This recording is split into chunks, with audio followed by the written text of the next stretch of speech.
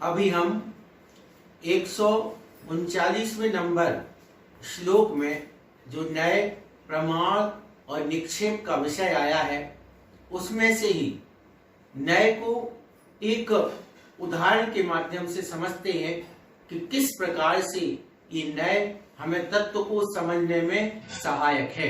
क्योंकि यहाँ पे क्या कहा गया था कि उस जो आत्मा है उसको आप नए प्रमाण और निक्षेप के द्वारा जानो अपनी आत्मा का कल्याण करने के लिए।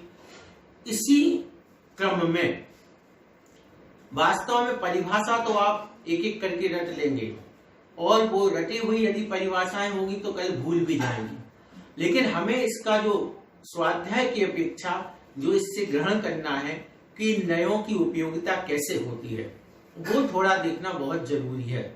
हमने बहुत सोच समझ करके बहुत सोचने के बाद एक उदाहरण सेट किया है, उसको हम 7 नयों को समझते हैं जो नैगम संग्रह आदि अपने नए हैं। उससे भी पहले तो नए 2 प्रकार के द्रव्यार्थिक नय और पर्यायार्थिक नय। अभी अपन सिर्फ यहाँ पद्मनंदी पंचविंशतिका के विशेष अर्थ में जितना वर्णन है उसी के अनुसार से देख रहे हैं। तो जो द्रव्य को विषय करता है यानी द्रव्य के संबंध में चर्चा करता है वो द्रव्यार्थिक नय है। जिसकी दृष्टि मात्र द्रव्य तक सीमित होती है वो द्रव्यार्थिक नय है, और जब दृष्टि पर्याय को देखती है तो वह पर्यायार्थिक नय होता है। अब द्रव्य क्या है पर्याय क्या है ये आप जानते हो। तो हमने अपन एक काम करते हैं, एक उदाहरण लेते हैं। जैसे आचार्य श्री है, अब आचार्य श्री पर अपन ये 7 नय घटाते हैं। सबसे पहले अपन ने देखा था नैगम नय। नैगम नय में ये कहा गया था कि जो अनिष्पन्न अर्थ है यानी जो कार्य अभी सिद्ध नहीं हुआ है उसको वर्तमान में कह देना।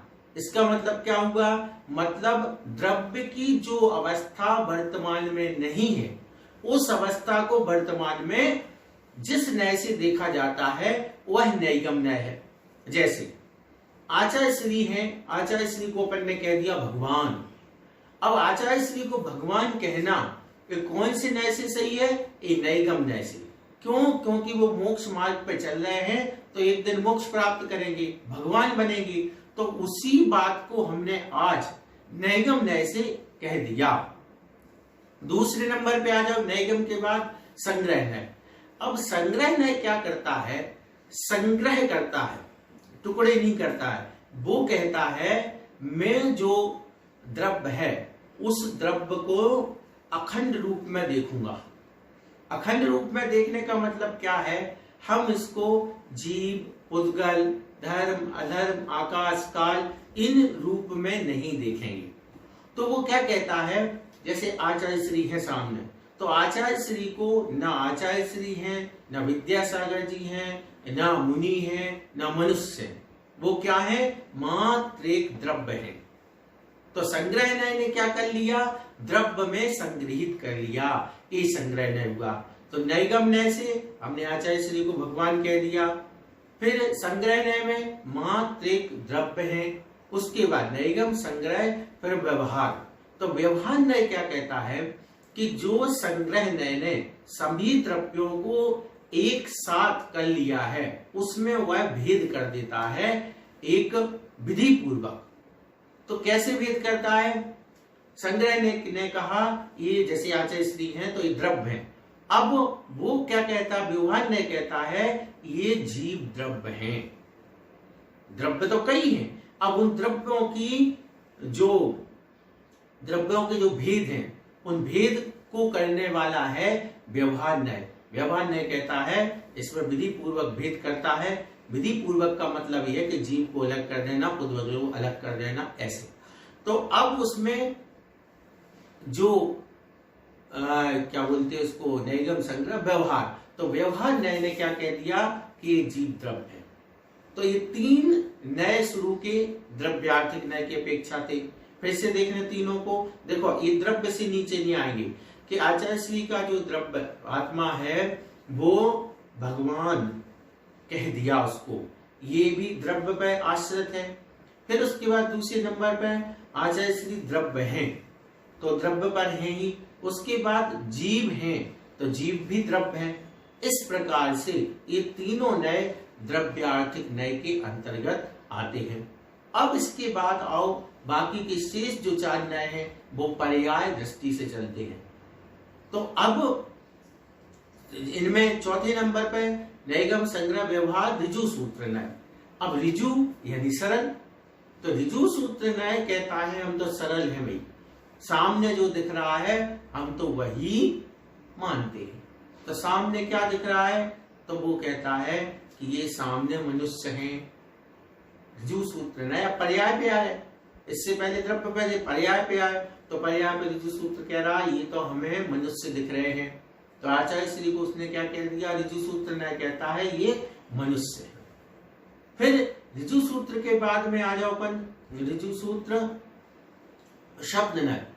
अब शब्द नय क्या करता है, शब्द नय कहता है कि हम व्याकरण आदि में नहीं बंधेंगे, लिंग वचन कारक की तो व्याकरण संबंधी बात है, उससे हमें लेना देना नहीं है। जैसे हमने कहा आचार्य श्री आ रहे हैं, अब आचार्य श्री तो एक है और आ रहे हैं ये बहुवचन हो गया, तो ये कैसे, तो शब्द ने कहता है कि नहीं हमें इससे मतलब नहीं है, हमारी दृष्टि में ये सही है। और देखो जैसे समझने के लिए, जैसे आत्मा है और जीव है, दोनों में अंतर है। जब व्याकरण की दृष्टि से देखेंगे तो दोनों में अंतर है। तो जो चेतना सहित है वो आत्मा है, और जिसमें जीवन है प्राण है वह जीव है।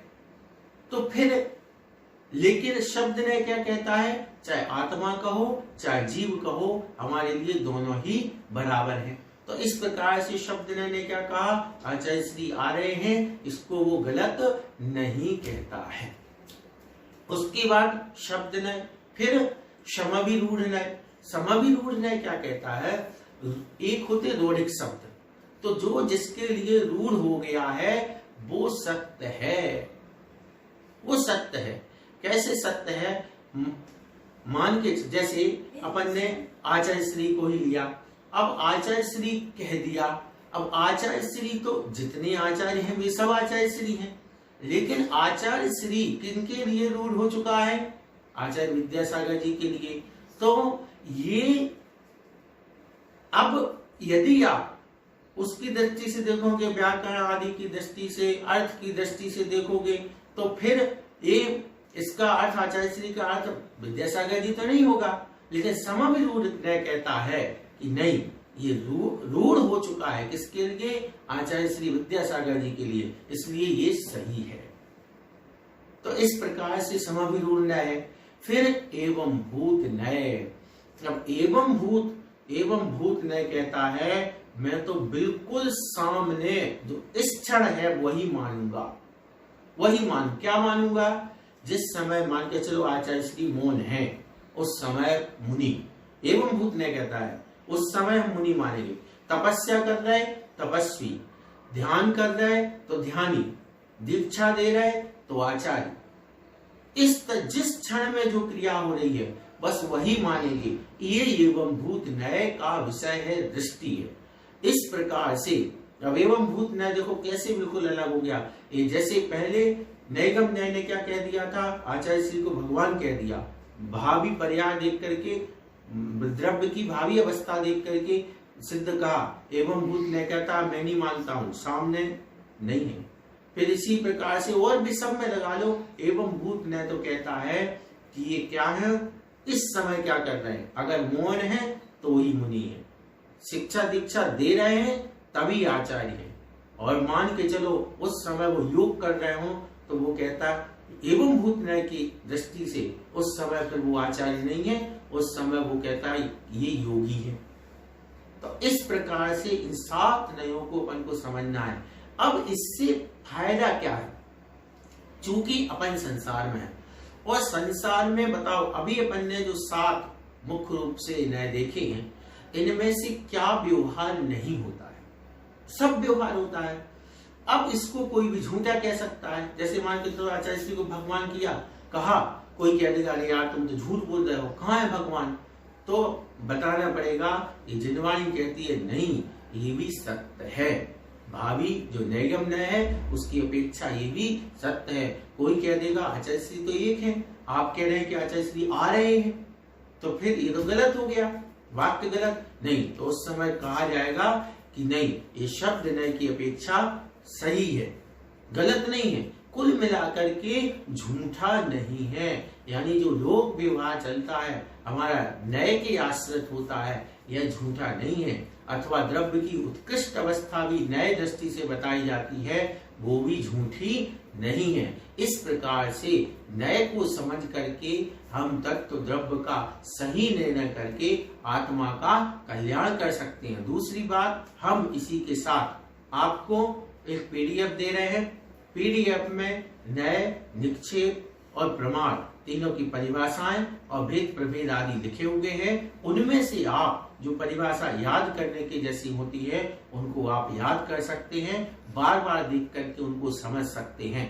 इस प्रकार से इन न्याय, प्रमाण और निक्षेप को अपनी आत्मा के कल्याण में सहायक समझना चाहिए।